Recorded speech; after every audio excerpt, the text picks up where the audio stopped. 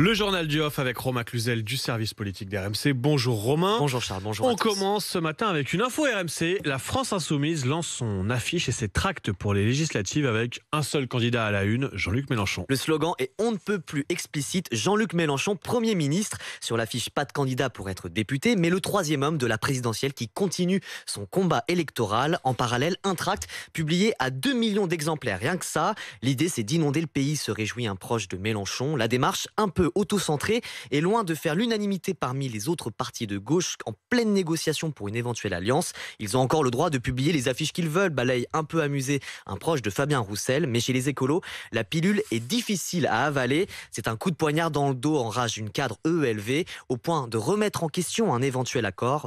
Veulent-ils vraiment construire? J'ai peur que la réponse soit non. On va continuer à tenir, mais si on est seul, c'est compliqué, conclut l'écologiste. Le projet d'union pourrait bien être tué dans l'œuf. Emmanuel Macron brise ce matin sa stratégie du silence. Oui, l'Élysée communique ce matin et annonce un premier déplacement du président depuis sa réélection. Ce sera en fin de matinée à Cergy pour une déambulation dans un marché d'un quartier populaire. Depuis dimanche, le président se faisait très discret, un silence totalement assumé par ses proches. Stratégiquement, on ne dit rien pour ne mettre sous la dent des journalistes que le merdier qui se passe chez LR et la gauche, explique un conseiller élyséen.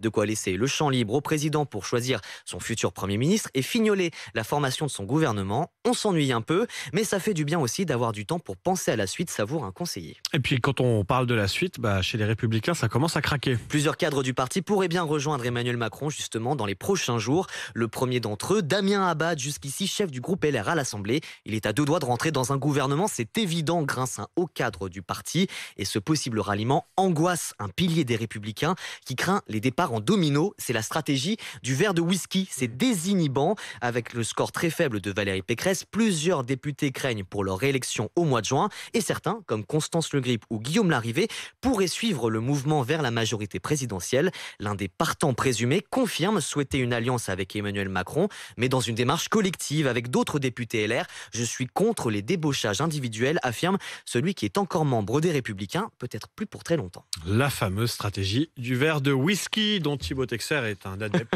Il m'a dit, je la pratique régulièrement avec modération, évidemment.